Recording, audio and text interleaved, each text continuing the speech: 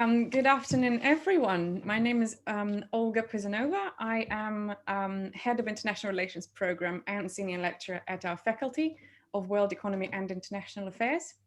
The Department of International Relations and International Laboratory on World Order Studies and the New Regionalism, in cooperation with the School of Oriental Studies of the National Research University High School of Economics, is holding another joint session of the Eurasian online seminar and China seminar. Our guest today is a renowned US expert on China, Professor David Shambaugh. The topic of his talk is Future Challenges for China's Role in the World. Professor Shambaugh is an internationally recognized authority and award-winning author on contemporary China and the international relations of Asia. He currently is the Gaston Sigur Professor of Asian Studies, Political Science and International Affairs, and the founding director of the China Policy Program in the Elliott School of International Affairs at George Washington University. He was also formerly a non-resident senior fellow in the Foreign Policy Studies program at the Brookings Institution and director of the Asia program at the Woodrow Wilson International Center for Scholars. He also worked in the US Department of State and National Security Council. And he lives 10 minutes away from the Pentagon. He has served on the board of directors of the National Committee on U.S. China Relations and is a life member of the Council on Foreign Relations, U.S. Asia Pacific Council, and other public policy and scholarly organizations. Before joining the George Washington University faculty, Professor Shambaugh was lecturer, senior lecturer, and reader in Chinese politics at the University of London School of Oriental and African Studies, which we know as SOAS, from 1986 to 1996, where he also served as editor of the China Quarterly. Professor Shambaugh has been selected for numerous awards and grants, an active public intellectual and frequent commentator in international media. He serves on numerous editorial boards and has been a consultant to governments, research institutions, foundations, universities, corporations, banks, and investment funds.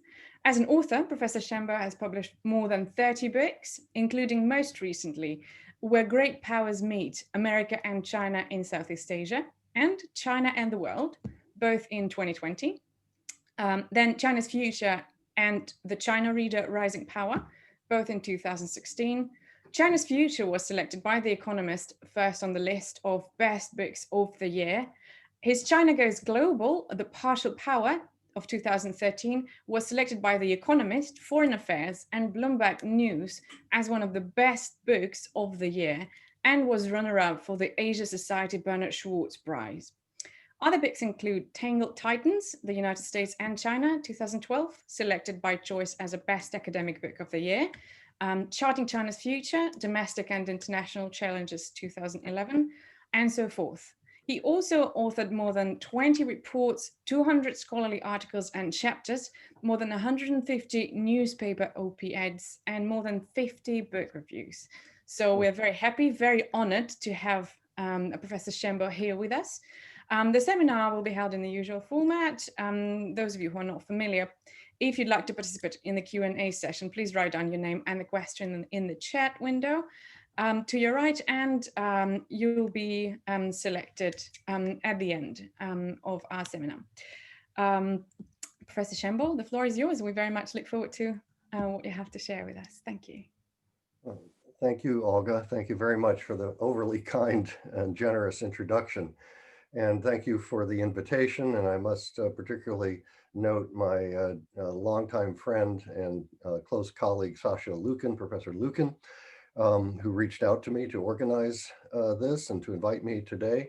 Professor Lukin and I have a history that goes back to the early 1980s when we were both students together at Peking University, when we were younger people. But we've maintained our friendship and our contacts throughout the years. And indeed, if the relations between our two countries could be as smooth and cooperative and friendly as Sasha's relationship with me that we've had for a long time, all would be well. So Sasha, thank you for the invitation. Thanks for organizing this, and congratulations really on a wonderful forum. I was not familiar with the Eurasia Forum previously, but I've looked back through a number of the sessions you've previously had. Really, you're doing a wonderful job. So keep up the good work, and I'll have to start watching myself other sessions more frequently. So what I would like to do this morning, it's morning here in the United States, is to peer into the future a little bit. This is the end of the year, right? So we're beginning to think about 2021 and what the future might bring. So I'm going to try and peer into the future about China's foreign relations and China's role in the world as I see it, and talk about a number of challenges that I think China has. Indeed, if you had a Chinese scholar or a Chinese official giving this presentation, I doubt very much they would give the same list of challenges or even describe them the way I'm going to. But as a China watcher and a student of China and a China scholar, I try and understand their domestic and their international positions, and try and peer into their policies and try and speculate about their futures. So I think it's before we go into the future, we have to kind of just reflect for a second, that China's foreign relations and its role in the world has really come a dramatically long way in 7 decades since the People's Republic of China was founded. It's gone from international isolation to integration in a wide range of international institutions. It's gone from being an impoverished country to a middle income nation. It's gone from having a weak military, nonetheless a military that fought the Americans to a standstill on the Korean Peninsula a couple of years after the establishment of the PRC. But today we can say that China's military, by many measures, is the world's second strongest. And China's traversed from being a disruptive regional actor in earlier decades, in the 1960s and 70s, I have in mind in particular, to being a generally good neighbor in Asia, in different parts of Asia. And I'll talk about that today. And then finally, China's moved from being a hesitant actor, I would say, to an increasingly confident one and prominent power on the global stage. Some people are observing recently, they're not just confident, they're overconfident and hubristic. We have reports about wolf warrior diplomacy and other dimensions. But I think it's important to really look backwards and just realize how far this country has come in 7 decades. The changes have been dramatic. They've been transformative, and China is poised to become more important for all nations, really, of the world in the years ahead. But for all countries, like all countries, I should say, it faces a number of challenges at present and into the future. Indeed, as China has grown stronger and more influential, I would argue the challenges have actually increased. It's probably part of being a major power, and major powers are held to higher standards. More is expected of them. The more engaged China has become in the world, and indeed it is a global power now. One of my previous books, China Goes Global, began to map that out, and that was only 7 years ago. But now China is engaged on all continents, obviously in space, cyberspace, the Arctic, the Antarctic, across all functional domains of international affairs. So it's truly, truly impressive how far China has come, especially for those of us who have studied it over these decades. I first started studying China in the 1970s, actually, right after it was admitted to the United Nations. So despite the accomplishments, there are challenges. And looking forward, let me identify 6 of them, I guess.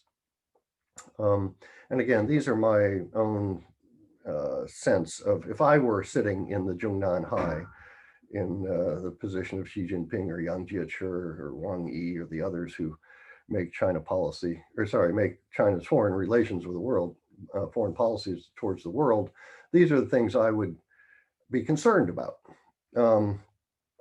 and be alert to.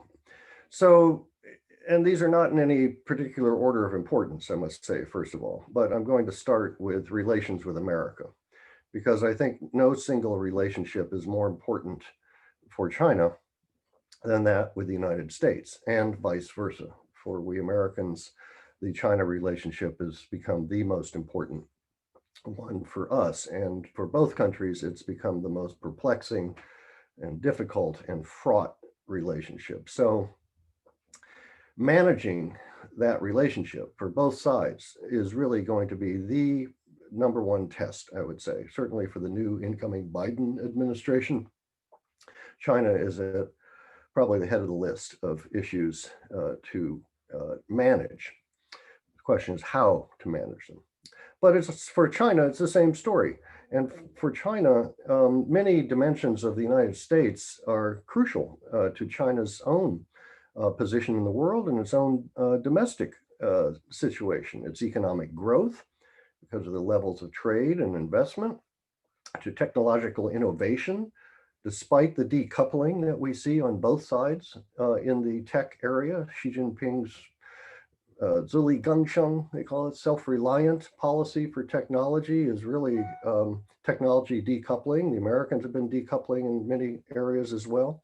But nonetheless, the two countries' R&D establishments and science and technology establishments and universities are really linked quite closely together, despite this decoupling around the edges. So that's important. The America relationship crucial to China's own technological innovation, which itself, I would argue, is crucial to China navigating through and hopefully out of the middle income trap. We all know that countries that go into the middle income trap have to add value to their economies if they're going to get out of the middle income trap. That's one thing in common that most countries that have been able to get through the trap have been able to do. Now, I should just pause for a second and say most countries that get into the middle income status do not emerge out, hence the term trap. The World Bank tells us since 1960, 101 countries have become middle income, but only 88 have not emerged from the trap. 13 have. So only 13 out of 101 have become developed economies. The other 88 have remained in that middle income status. So technological innovation is really critical to moving up the value chain and transforming the macroeconomy for China. Anyway, the United States is also important for China there. Education of China's young people in American universities, still close to 400,000. And increasingly in American secondary schools, about 80,000 Chinese are now in American secondary schools. China's relationship with Taiwan, needless to say, runs through Washington to a large extent. Less so with Hong Kong, as we are seeing, but the Americans are not unimportant in the Hong Kong equation for Beijing. And China's national security all around its borders, I would argue the Americans are important, not just because of the American military forces that are deployed in the Western Pacific, but because of the alliances and the security partnerships that the US has really all around, not completely around, not in the Central Asian space, but in other parts of China's periphery. So America is important to China's national security. And indeed, in other parts of the world, China has gone global, as I say. And so China is very active here in the Western Hemisphere, in Latin America today. That is a concern for the United States. So in these and other areas, I would say the United States is really of prime importance for Beijing. And China needs to get the relationship with America stable, at least, in order to pursue these other goals. And the Americans, I would argue, the same way. Both countries really have a kind of unique ability to make difficult life for each other if they want to, or to facilitate it in certain areas. I don't for a second think, and I must say now, that the U.S. China relationship is going to return to being a cooperative relationship or a partnership. Those days are really over. It is now, in my view, defined as a indefinite, comprehensive competition between the two countries across all functional domains and all regions of the world. That is the macro factor in international relations today. There are other factors, the American-Russian relationship, for example. A number of other elements are important to international relations, but the U.S. China competition, I would say, is really definitive, and it is affecting many other countries around the world. And it's not going to change. And it's not going to change when Joseph Biden becomes the American president on January 20th. There will be some changes, I think, in the tactics that the Americans use towards China that will be different from the Trump tactics. And there may be a change in tone and rhetoric, but I would not, for our viewers and for those of you there in Moscow, I would not anticipate any reset in the U.S.-China relationship, nor would I anticipate any reset in the U.S.-Russia relationship. But there will be some changes around the edges. So relations with America is really the first issue, I think, confronting China's policymakers. And it's going to have an impact, as I say, on many other countries, particularly in the Asia Pacific region, but also elsewhere. We're already seeing it in Europe. We're seeing it in the Middle East. We're seeing it in Latin America. Less so, I think, in Central Asia. We're seeing it in South Asia, to be sure. So it has the U.S.-China relationship has collateral, you might say, impact as well as bilateral, and it has multilateral manifestations too, particularly once the Biden administration rejoins the multilateral institutions that the Trump administration withdrew from.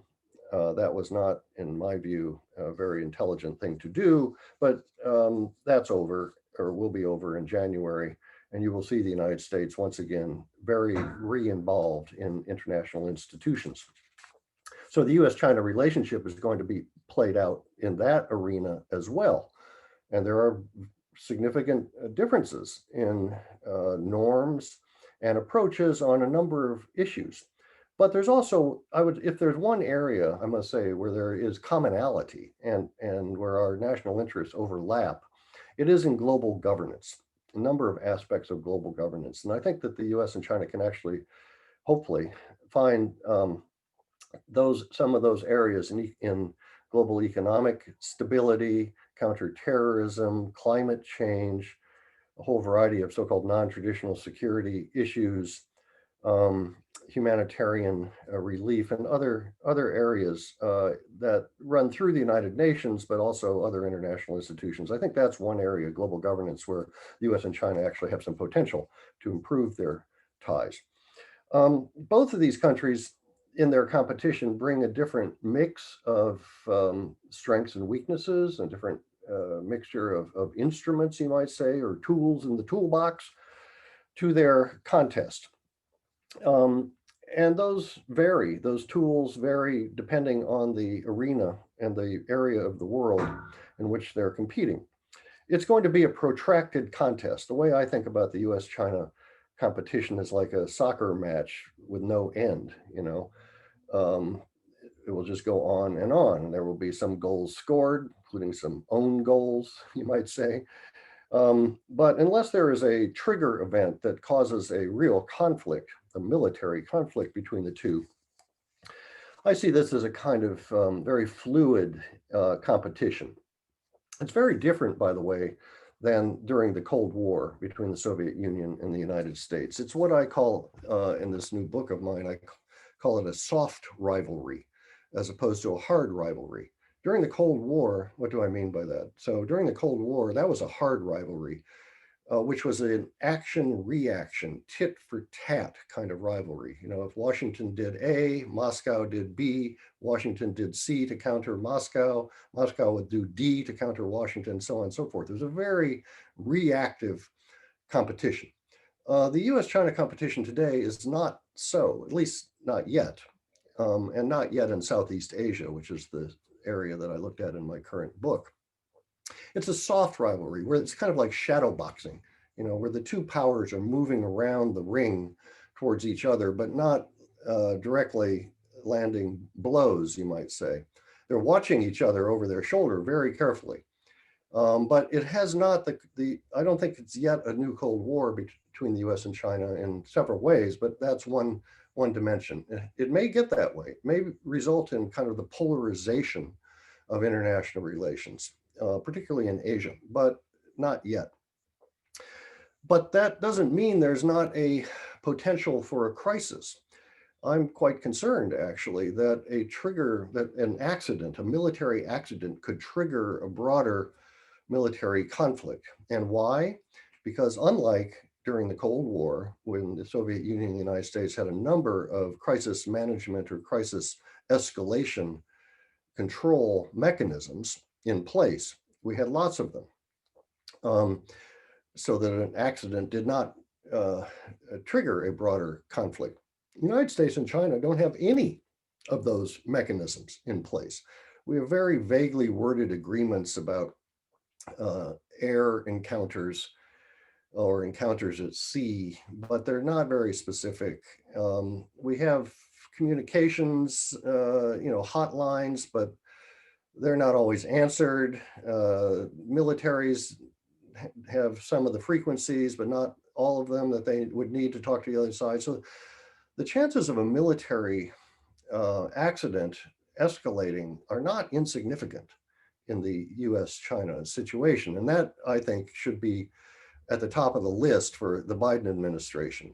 In fact, it's one of many dimensions of learning to manage the competition. As I say, both sides are going to engage in the competition. They're going to go on offense against the other. They're going to go on defense against the other, but they've got to learn to manage it the way, frankly, the US and the Soviet Union learned to manage the competition. That was called détente, right? And we had a number of accords, mostly in the arms control realm, but the OSCE, other confidence building measures in place we might call them guardrails or buffers to keep the competition from hemorrhaging. That's what the US and China need to do, I think, is to take a page out of the Cold War playbook, the positive pages from the Cold War playbook, and apply them to the new strategically competitive relationship between the two. So the Cold War wasn't all negative. We learned how to manage the competition and keep it from becoming a hot war. We're not there yet, the US and China today. So that, I would say, is the principal task for Xi Jinping, and it's the principal task for President-elect Biden. Okay, that's the first challenge. Second challenge, this might surprise our viewers, relations with Russia. Okay, China's relations with Russia. Now, why do I mention this as a challenge? The challenge is really to maintain the current high level of positive and productive relations between China and Russia. We all know that they are the best ever. Those are the words that both leaders use. Professor Lucan has written a superb book just last year on the overall state of the relationship. So there's much to praise and be pleased with, not just for both of your countries, but I would argue for the world. We should not wish that China and Russia have antagonistic relations with each other. Just think of the disruption that caused for several decades after the Sino-Soviet split in 1960, and historically. So I mention this only because of history, right? Centuries, really, of suspicion, and animosity and territorial claims and other issues that caused enormous frictions between these two great powers. Today, there are there may be some minor frictions, and we can talk about those if you're interested. So the relationship is very positive. So the challenge is to keep it positive. And I mention that only because history suggests that it hasn't always been that way, and it could return to being that way. And it's also a question as to how dependent the relationship is on the two leaders. Xi Jinping and Vladimir Putin. They have both driven forward the relationship. They have, twice a year annual summit meetings. Last year, before COVID broke out and before their last summit meeting, President Xi proclaimed that President Putin was, quote, his best and bosom friend, unquote. Well, Xi Jinping is not known for his sort of emotional, effective personal relationships with others. So this is quite a statement from President Xi about his best and bosom friend, President Putin. And the two leaders see eye to eye on a variety of international issues. Their strategic interests align. Their governments consult and coordinate closely. So this is the way things are today. The question is really, will it be sustainable? There are other indicators that Professor Lucan and others can talk about, but the economic relationship has grown to a respectable level of almost $100 billion in trade in 2018. It slipped back a bit since then. That's not on the scale of China's relations with other states, but it's respectable. And there are economic complementarities, I would argue, in the relationship. China has energy and natural raw materials that Russia does that China needs. China has technology and consumer goods and other scientific collaboration that Russia needs. So there is a kind of complementarity there. There's also the defense relationship, which has been an important part of the relationship since the early 1990s, after the Tiananmen crisis. But Russian arms sales to China have declined from their peak. At their peak, during the 1990s and 2000s, they were running at a high of about $3 billion per year. Now they're down to about 700 million per year. And the Chinese defense establishment has become quite self-reliant and autonomous and is not as in need of inputs, you might say, from the Russian side as it once was. One of the reasons for that is the, you might say, cloning or theft by China of Russian military technologies. So the military component's still there, but not as important as it once was. And I would be interested in our viewers' views and opinions about what role Central Asia plays in the Sino-Russian relationship. Sitting here in Washington, D.C., one could imagine that this would be a space for strategic competition. Russia's so-called near abroad, in which Russia has had a traditional sphere of influence. Now China has moved substantially into that region, certainly through the Belt and Road, but other ways as well. So I don't know the role that Central Asia is going to play in the Sino-Russian relationship, but I'd be interested in what our viewers may have to say about that. So that's the second challenge, keeping relations with Russia strong, stable, and growing for Beijing. Third challenge for Beijing, managing its relations with its neighborhood in Asia.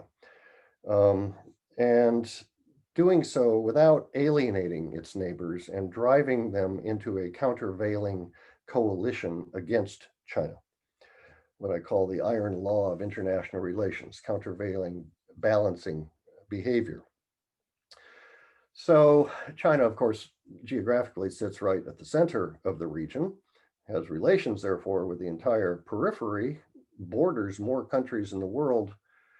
Well, borders 14 countries in the world. I don't know if Russia borders more than 14 or not, but so China's own geography is significant.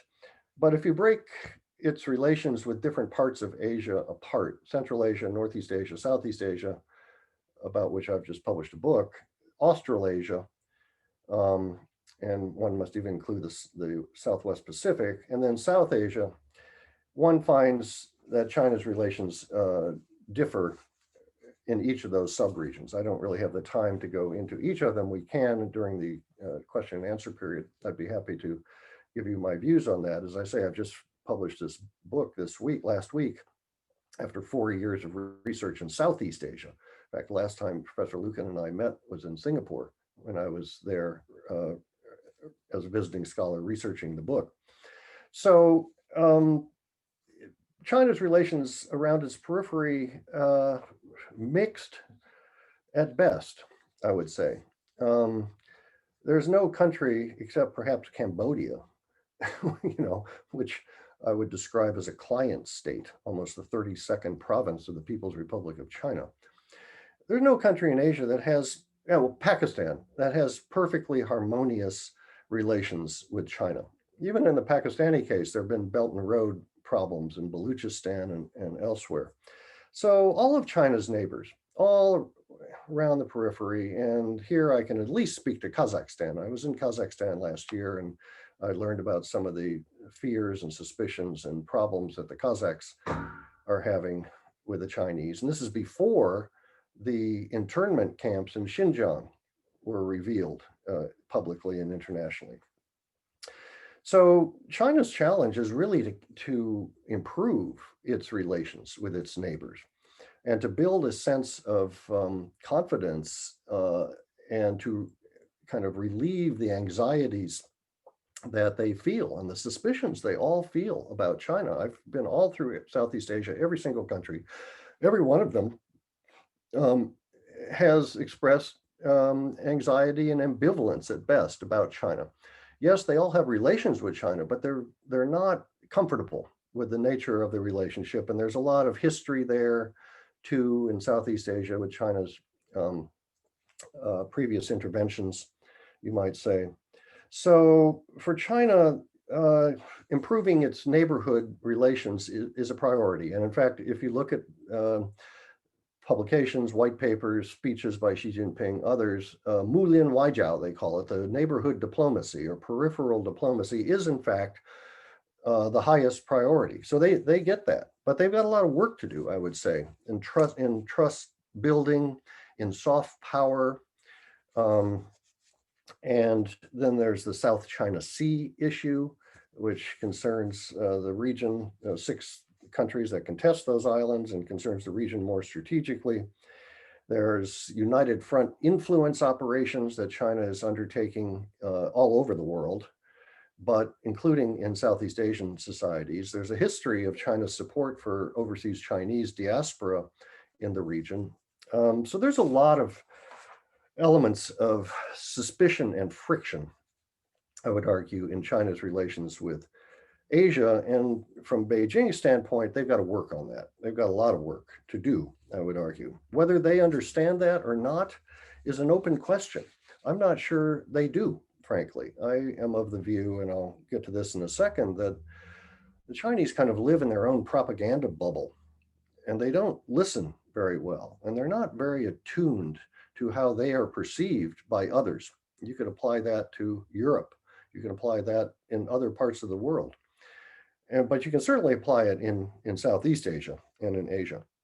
So Beijing has the potential to, and is, I would argue, already overplaying its hand. And if it continues to overplay its hand, it's going to produce a counter effect, the countervailing coalition, as I say, the iron law of international relations. Goes all the way back centuries. So that's the third challenge for China, is to kind of get its relations better with its neighbors. Fourth challenge, the Belt and Road Initiative, which is related.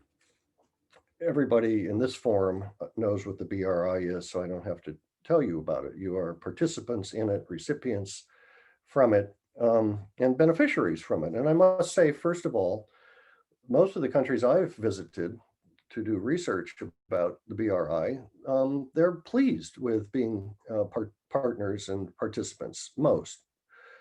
But many countries have either held back or not got on board the BRI train at all. India, of course, comes to mind.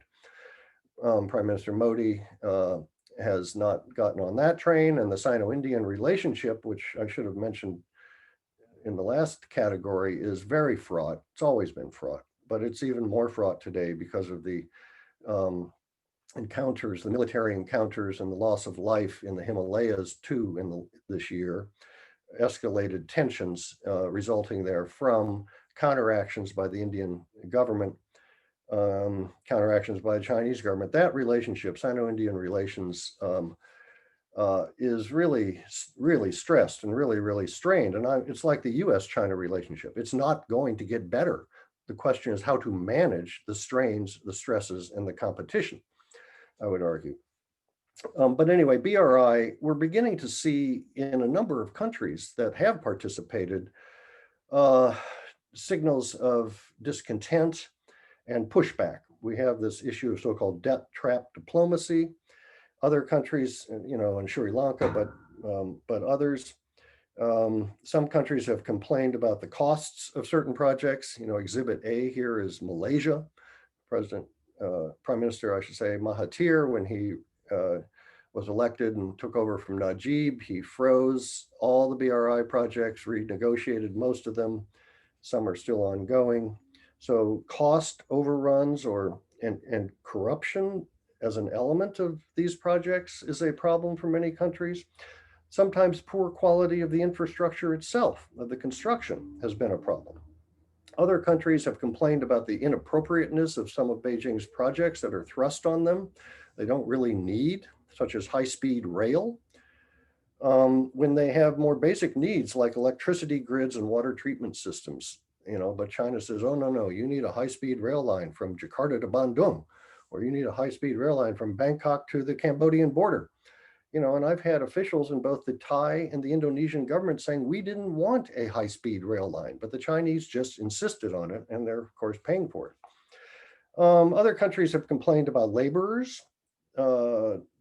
Indonesia, again, 30,000 Chinese laborers in Indonesia taking work away from Indonesian laborers. So that's an irritant in the China-Indonesia relationship. Other countries have complained about the lack of ecological impact statements and the damage done to the local environment. I have in mind here Myanmar in particular, but there are other examples. And then there are those who view the BRI as a barely disguised geostrategic power play to dominate Eurasia, the Eurasian continent, and the Indian Ocean littoral.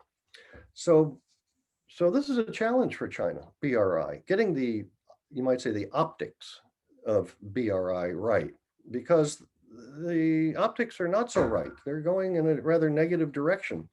And the Chinese, again, they don't really listen to these complaints, and they're not responding very well to them. In fact, Wang Yi, the foreign minister, before the second BRI forum, it was held in Beijing last year, he gave a news conference, and he was asked, what do you think about these countries that are offering these complaints? And Wang Yi lashed out and he said, cooperate or stop criticizing, quote unquote.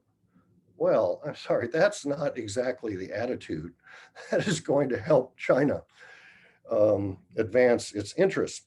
So the Chinese have a public diplomacy problem, I would argue. They not just on BRI, but in general. They're kind of a country that is really on in a juggernaut, and they're a steamroller, and they're on autopilot, but they're not listening very well. I'll come back to that in a second. So BRI, I think, is a fourth challenge. Fifth challenge, global governance. Now here, as I indicated, this is a good news story. It's like China-Russia relations, which in my view is a good news story. The good news story to global governance is China's dramatically increased participation in and contributions to a whole variety of global governance activities. And particularly since Xi Jinping came to power in 2012. I give him personal credit, actually, for really, we say, upping China's game in the UN in a variety of areas, and the UN operating budget. China's now, I think, the second or third largest contributor. When he took over, they were the 13th largest contributor. UN peacekeeping operations budget. China, when they took over, was like the 14th largest contributor. Now they're the second largest financial contributor. And in terms of personnel, they have about 2,200 peacekeepers deployed in a dozen countries now. That's the largest number amongst the UN Security Council members, which is noteworthy, but it's not by any means the largest number of personnel deployed by other countries. I think China still ranks about number 9 or 10. But nonetheless, The point is, in PKO operations, China's participation has gone way up. Climate change, there would have been no Paris COP21 climate change accord if it weren't for China joining it and constructively participating in it. I just remind viewers how difficult and uncooperative China was in Copenhagen. And then at the South Africa Durban climate change conference after that. But then there was a pivot. Under Xi Jinping, China definitely got on the climate change train and brought it home in Paris. And as we've been reading recently, has been meeting its commitments and has pledged itself to carbon neutrality by 2060 and is undertaking a lot of green energy initiatives, all very positive in my view. So China's really stepped up its global governance, multilateral institutional contributions. That's a good news story. But again, the challenge is keeping it there, locking it in, because there could be backsliding. Who would have thought the United States, which helped construct this international multilateral system, would have ever withdrawn from it, as we have seen over the last 4 years. That is an aberration under Trump, but it occurred. It's going to change, as I say, on January 20th, and the US will be back in full force into global governance and multilateralism. So countries can withdraw, they can opt out, you might say. So China, having opted in, the task is to stay in. And that's not just China's choice, it's other countries that need to continue to work with China in various global governance domains. And we could talk about a number of them. Okay, so that's sort of the fifth challenge. And I would just note in closing on that, there's still in China an ambivalence about its commitments or its roles in this arena.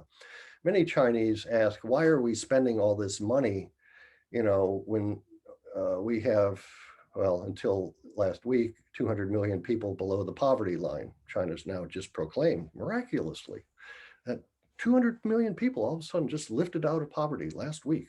How do they do that? Very interesting, because they had set the goal that by December 31st, they would lift everybody out of poverty. So here we are, December 10th, and they just proclaim that they've lifted themselves out of poverty. Anyway,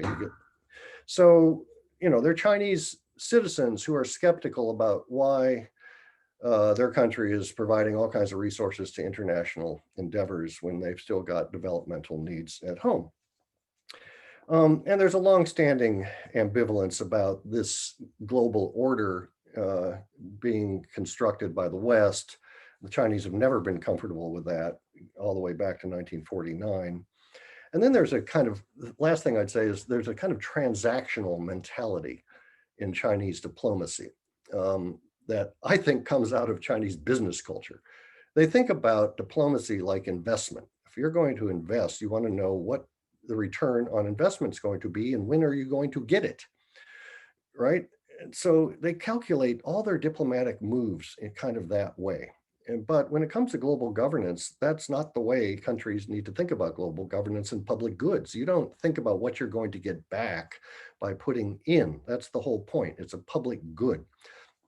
So China's diplomats haven't quite philosophically gotten there yet.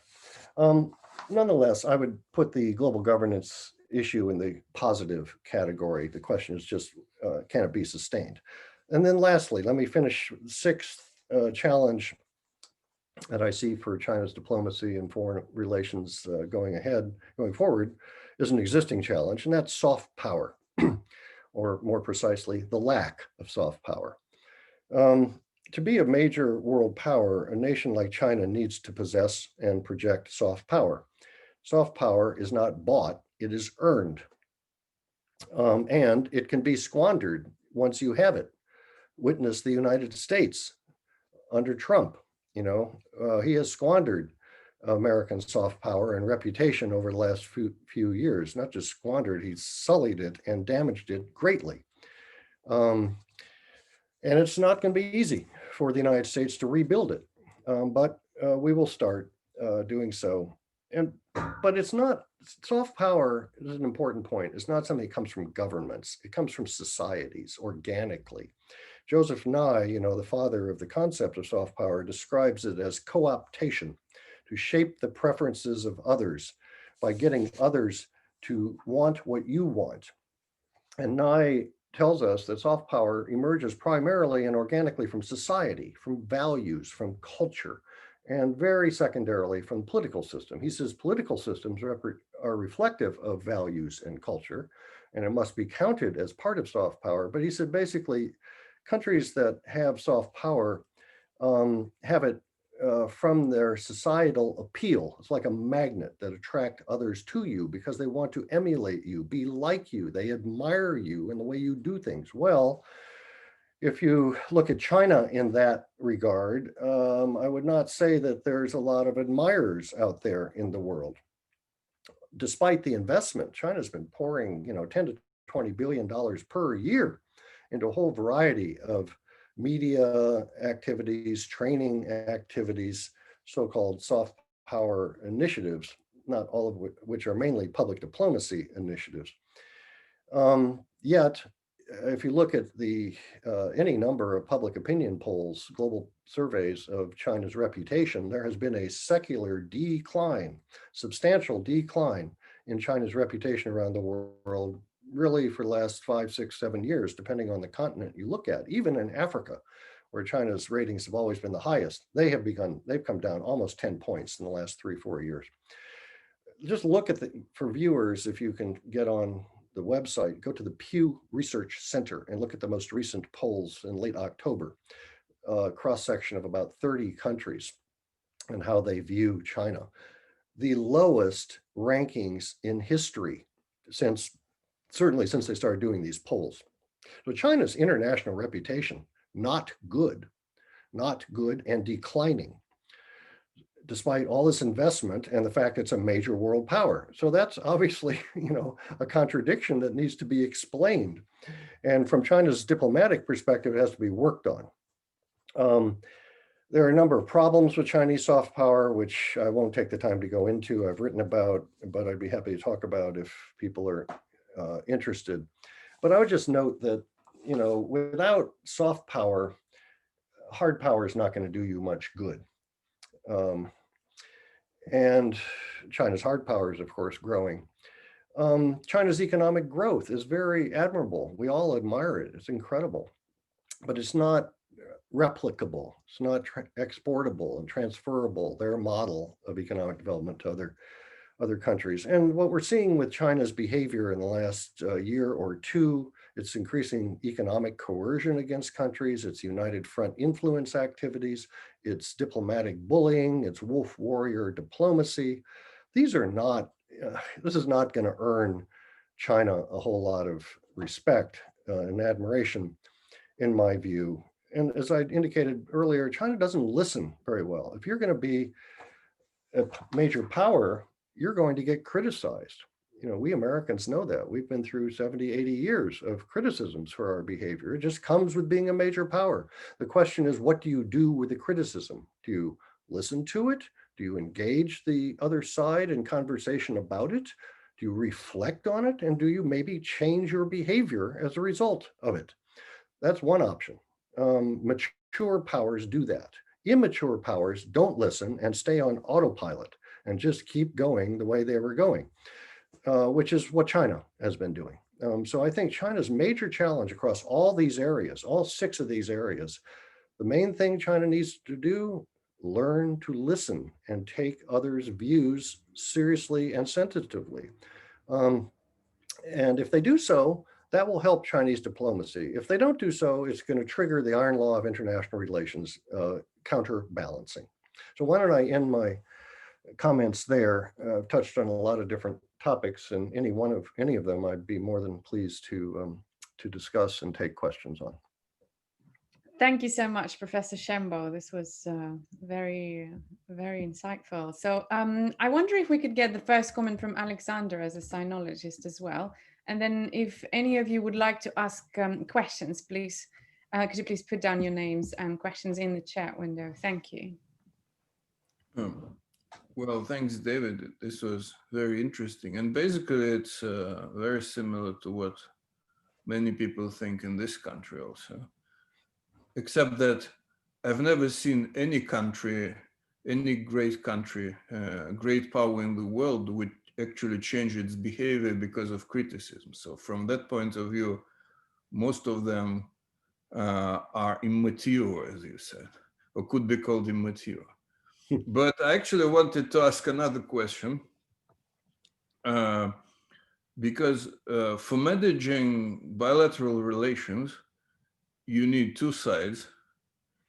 You talked a lot about China, but you didn't say, well, you said something about the United States, but you basically said that everything will be fine because Trump is not there anymore. But what we see from here is, first thing is that the entire US elite seems to share the idea that China is kind of threat or a danger or a serious challenge. Right. So it may be a change of style, but not necessarily the change of the essence of the policy, because, I mean, it was Obama who said that China should not, create rights or create rules of economic system, and it should be the United States.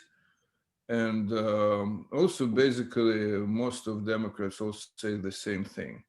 Maybe it's going to be even tougher in some areas, like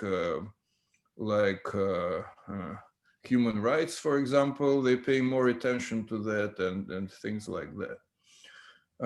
And the second thing is that it seems that China is becoming an internal issue in the United States, just like Russia was an internal issue during the Trump period, because Trump originally, at least he said that he wanted to improve relations with Russia, but he was not allowed by Democrats and the media, because he called him immediately a traitor. And it's not was actually about Russia, it was about attacking Trump, actually. So I have a feeling, like I listen to Fox News from time to time, that it's coming back again, but with China.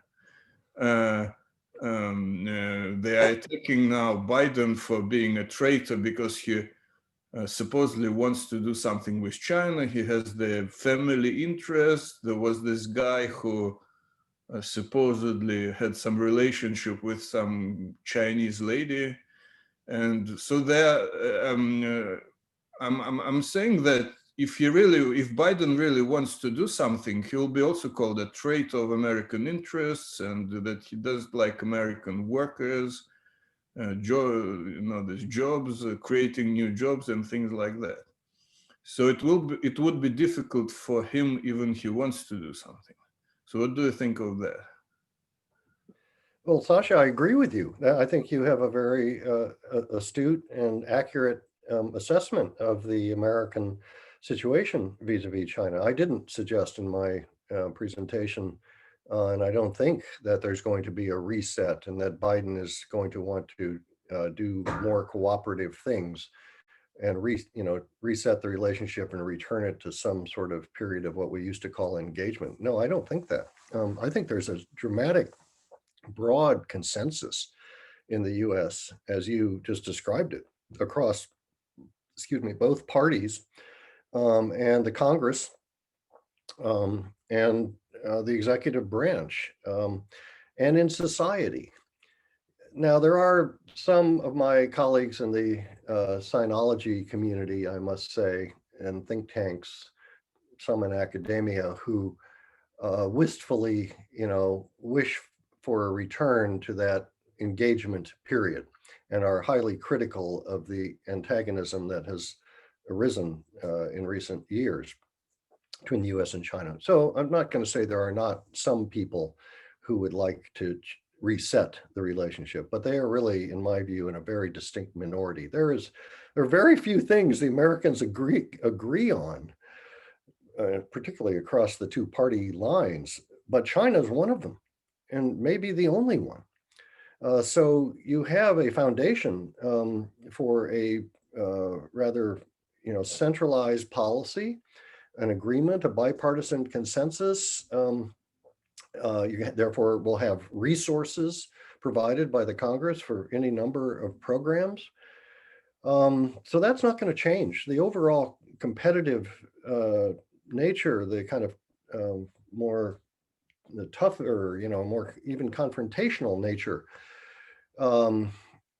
is probably not going to change. Actually, some of the tactics are going to change, as I say, and the confrontational part of that, the Trump trade approach. I don't anticipate the Biden administration pursuing that, although Biden himself has said, at least for the beginning, he's going to leave the tariffs in place. But overall, you may find some areas where the U.S. will want to work with China more. North Korea, climate change, maybe development assistance, non-proliferation, a whole range of non-traditional security issues. So there will be some component of that. But overall, the relation from the American perspective, the relationship is very broken. And unless there's substantial change in the behavior of China domestically as well as internationally, it's going to remain broken. So I would not anticipate enormous changes in the next few years. Substantively, maybe, as I say, around the edges, but not at the heart of the relationship. So I think you have a pretty good understanding of the situation here in Washington. China, how the Chinese think about the relationship is a bit of a mystery to me, because they are all so on message, we say. As I say, they just repeat over and over and over the same propaganda language, the Shenchuan, and they all biao-tai to the Shenchuan.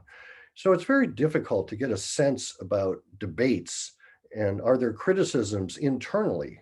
We know there are some of Xi Jinping, of Belt and Road, of Xi Jinping's muscular diplomacy. We have some of our academic colleagues who I won't name on this forum that you and I both know have been critical of the wolf warrior diplomacy. So we know that there is some internal pushback, but it's very difficult to get a sense of a range of debates and discussions in China today about the United States, or for that matter, other countries, because the Chinese government and the Communist Party are so controlling that discourse. It's very difficult to monitor. Thank you very much. We also have a comment or a question from Professor Sergei Karaganov, who is the Dean of our faculty. Oh. Hi, Sergei. Takes a moment to unmute the speaker, sorry. Yes, it was a delight. Thank you very much. Comprehensive and elegant. A question. I couldn't but agree with you, but you are a better specialist than I am, that for the next several years, U.S. and China relationship will be highly competitive, if not relatively belligerent. But of course, with elements of great elements of cooperation. But what beyond that? Because at this juncture, it looks very much like China will be winning. And at a certain point, people like yourself and other members of the American elite will have to decide whether to compete and lose or to make a deal. For us, it is a very interesting question too. For the next 5 years, we are safe with China. But what if in 5 years, United States decide to come to a census, quote unquote, and make a deal? That is the question. Is that how do you view this possibility? And the second, and I would like to you ask a question about Central Asia. There is there are several schools in Russia. One school is Central Asia is ours, and we have to defend it to the end. Because the other school which is, and it's a very strong school. The other school it has been a waste for the Russian Empire, for the Soviet Union, a drag on resources. So we have to withdraw, and that the Chinese, to the extent they are coming, will be a stabilizer. And their only interests, and the only interest of Russia is that these countries are more or less stable, so they will be not a source of terrorism, etc., etc. So I think that the second school over the years will be getting the upper hand, but at this juncture, of course, there are more voices in Russia saying that we are concerned. But I must say that knowing where these Central Asian countries are going and how much apprehensive they are about Chinese influence, I think that the second school will win over the next 5 years. So cooperative with China, let China get in to the extent they could, but they wouldn't get into because there is strong anti-Chinese and growing anti-Chinese sentiment everywhere. So that is the balance, probably.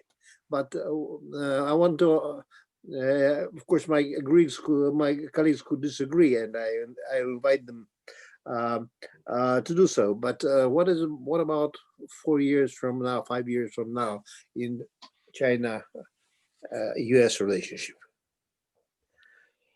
Well, Professor, thanks very much, particularly for your explanation about Central Asia. That helps my own understanding a great deal and sort of confirms my own intuitions about the evolution of that issue going forward. But since I don't have much firsthand understanding either in Moscow or in Central Asia, except for Kazakhstan, I didn't really understand the evolution of that. So thank you very much for enlightening me there. On your question about the U.S. China relationship 4 or 5 years from now, will the U.S. make a deal or, as you put it, compete and lose? I'm not sure I'd frame it the same way. Of course, I can't say that we Americans would compete and lose. I think both sides have weaknesses in the competition. And I've written previously, including my earlier book, China Goes Global, about China's weaknesses. And I've written articles about China's domestic weaknesses. I don't want to overinflate them. But China's got a lot of weaknesses, as the Soviet Union did, as the United States does today. We all have weaknesses that will compromise our ability to compete. Nonetheless, I think the United States has a number of intrinsic strengths to draw on. So I don't anticipate a compete and lose, scenario myself. What I anticipate and I would hope for in the next 4 or 5 years and beyond is that we Americans and the Chinese come to some framework for managing the competition, as I think I started to suggest that, and I used the Cold War US-USSR analogy. We learned how to manage the competition and keep the Cold War cold, and even to engage in a variety of confidence building measures and arms control agreements and others. So, through the decades of US-Soviet hostility and competition, we nonetheless worked out the Helsinki framework, we worked out the OSCE and this and that. And that's the big challenge for the US and China today, is to establish a framework for management of competition, not moving competition away and replacing it with cooperation. That's not going to happen. So establishing the framework is the work for diplomats on both sides. But it takes a recognition of the need for the framework. Then it takes some creative thinking about what the elements of the framework should be. Should there be a Helsinki kind of model applied to China on human rights? I don't know. I mean, I would like to think so. But, there are some elements of the US-Soviet experience. I published an article in the Wall Street Journal this summer about that, the détente part of the Cold War experience that I think can be usefully drawn upon. So 4 or 5 years from now, my hope is the competition is not going to decrease. It may well intensify, but the rules of the road will be hopefully more clearly established. And the red lines will be more clearly established on both sides, things that neither side should really do or could really trigger something much worse. So my hope is, and I would anticipate that the Biden administration, that's where they want to go.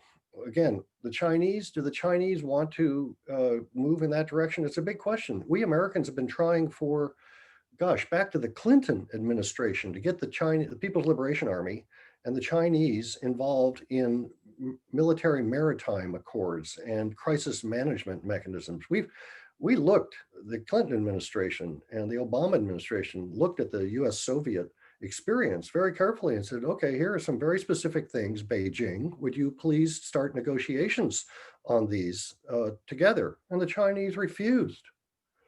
So, you know, takes two to dance. So if we're going to manage the competition, the Chinese side's got to get in the game. I'm sorry, but what is the interest of the Chinese? Well, of course, I always stated in my question, he will not be losing, but the Chinese will be winning in the competition. Or they probably will be getting stronger vis-a-vis the United States, most likely. Of course, nobody knows. But what is the interest of China in engaging in a Soviet American type of detente? They have a lesser nuclear arsenal, and they don't want to increase it tenfold. And for that, you have to need some kind of a strategic ambiguity as to hide. Also, under new circumstances, arms control is useless because the technologies are not countable anymore. So you could not use that kind of an example like we had, say, 30, 40 years ago. But and then there is a cutthroat competition in economic field. Ideologically, you're extremely difficult. It is impossible to overcome because it's not only difficult kind of political and economic societies, it's different cultures. I mean, at least we Russians and Americans and Europeans more or less belong to the same culture, but how could you do with them? So where are the venues for that possible cooperation then, if United States elite does not decide to make a deal? Okay, well, first I have to say that I only have about 10 more minutes because I have another phone call at half past the hour. But just for Olga to know. No, I'm not talking necessarily about arms control agreements between the US and China. I'm talking, although there might be some things that could be done in the conventional or in the missile field or in the naval field, but I'm talking more about crisis management mechanisms to begin with, so that an accident in the air or at sea doesn't escalate with no controls on the escalation. So that's what we call low-hanging fruit. It just seems pretty smart for both sides to engage in. But as I say, the Chinese side has been very, very reticent for a very long time to go into those. Then there's stability. You asked what's in it for China. I would argue stability. And that's what the Chinese want above all, so they can continue to grow their economy and live in peace and build themselves up. They need a stable neighborhood. They also need domestic stability. That's their responsibility. But regional stability, the Americans are critical to China. And if there can be some agreements, kind of rules of the road for the competition in Southeast Asia, for example, or elsewhere, that would produce stability, and that would be in China's interest. Economics, that's a more complicated area. Ideology, I agree with you, just as in the US Soviet case, we're not going to come to any agreement there. You simply have to learn to agree to disagree and manage the disagreements. And then in the US Soviet case, of course, we had the Helsinki Act. Now, I think that is not a bad model to build on with the Chinese, but it's not the place to start. It was not the place where the US and Soviet Union started either. After we got a number of other agreements in place, then we got to Helsinki. So I think the US and China have got to agree a kind of roadmap, step-by-step confidence building measures, and trust is built through each step, right? You don't proclaim trust, you build trust. So I think, it's an arduous process, but it takes both sides to engage in. So that would be my response. But we've got about 10 minutes and I'd love to hear from anybody else. Thank you so much. So we have about 10 minutes and 2 more questions. One of them would be from Alexei Voskresensky, please. If we could unmute him. Hello, everybody. Hello, David. It's very interesting it's very interesting to listen to your lecture and your thoughts. And I have 2 small questions related to one proposition or idea. There is an opinion that one of the most important attitudes of Americans towards other countries is actually the sense of competitiveness.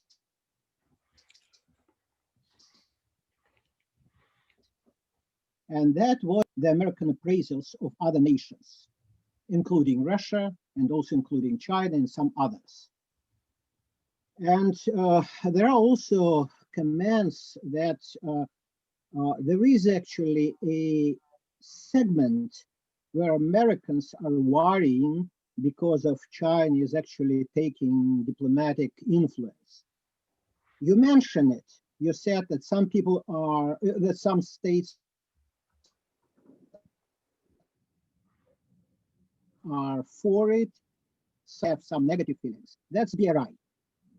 So my 2 small questions. The first, your proposition in practically all your last books, except the last one about China, Southeast Asia, that just appeared, that I haven't seen, was actually that that we can talk only of the partial globality of China. And you said it at least twice, that China is partially global.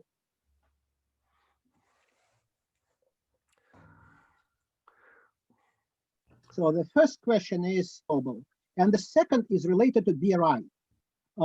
If BRI is actually maritime and land project, and if there are states who are against it or have some thoughts that China role may be not too correct, but at least we can say that China is using existing economic and financial mechanism to do that. Though I would agree, the question is to what extent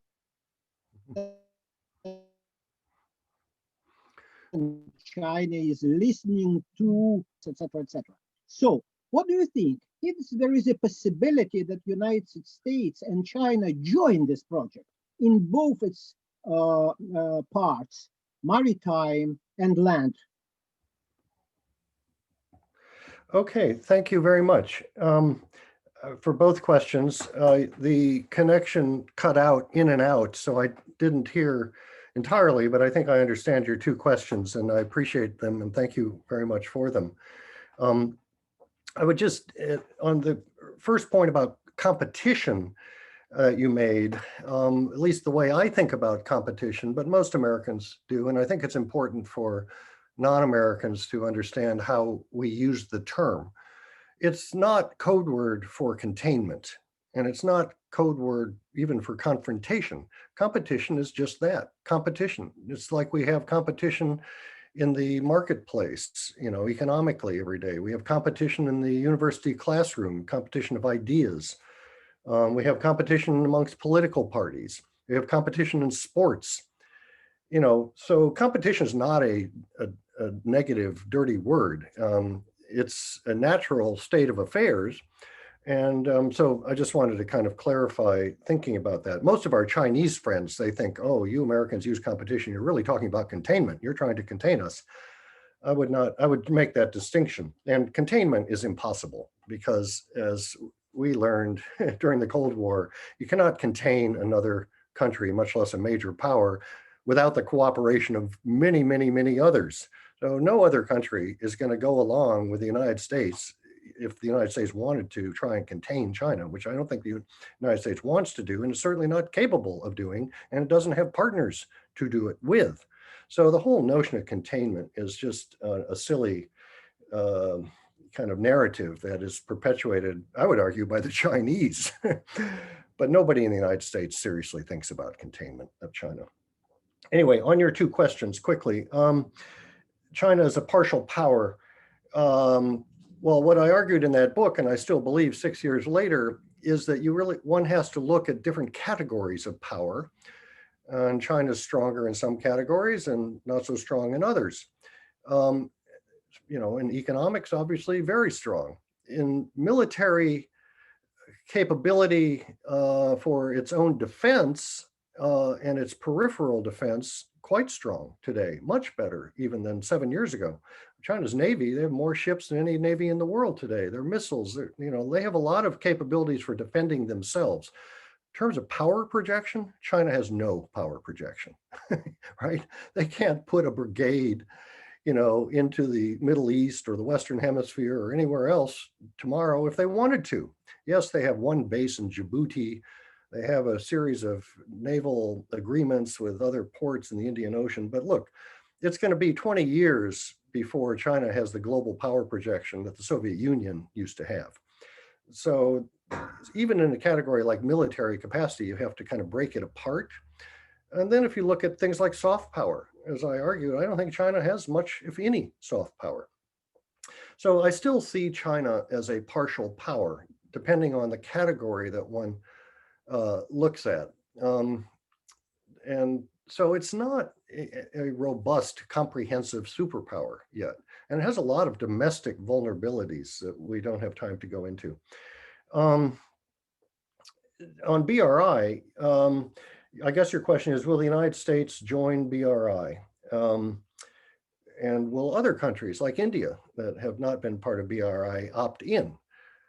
I think one question that it's really worth asking is whether countries are going to opt out of BRI, or at least empirically opt out while rhetorically opting in. They will still tell Beijing, yes, yes, we are your partner, we're a full member, but please don't build this project or please don't build that project. And they would start to pull back. I already see this happening in Southeast Asia. I don't know if it's a trend yet that's going to continue, but I see, for the reasons I gave in the presentation, a lot of concern amongst a number of countries over BRI. So I think that's first possibility. It's more a question of countries opting out than opting in. I think in terms of opting in, yeah, there are some areas where US interests and Chinese overlap, and where the Asian Infrastructure Investment Bank and the Asian Development Bank and American interests overlap. There's no reason that the US and China cannot be working together on projects in the Mekong Delta, for example, or in poverty alleviation, or in human trafficking and non-traditional security. Those aren't really BRI, although BRI has become quite an elastic concept, right? There's a digital BRI, there's a health BRI, there's different types of BRIs. So I think, yes, there is some potential for the Americans and others to kind of partially opt in, you might say. And I would encourage the Biden administration to think more creatively and not just reflexively about BRI. So I'm going to have to leave it there, I'm afraid, but I thank you, Olga, for chairing and moderating the session. I wish I had more time for questions and discussion. Sasha, thank you very much for the invitation. Thank you very much. It was very interesting. Yeah. Well, I hope to see you in person somewhere. Indeed. I'd love to. I hope even in China, but by the way, I also had some problems with that. So I hope to see you there anyway.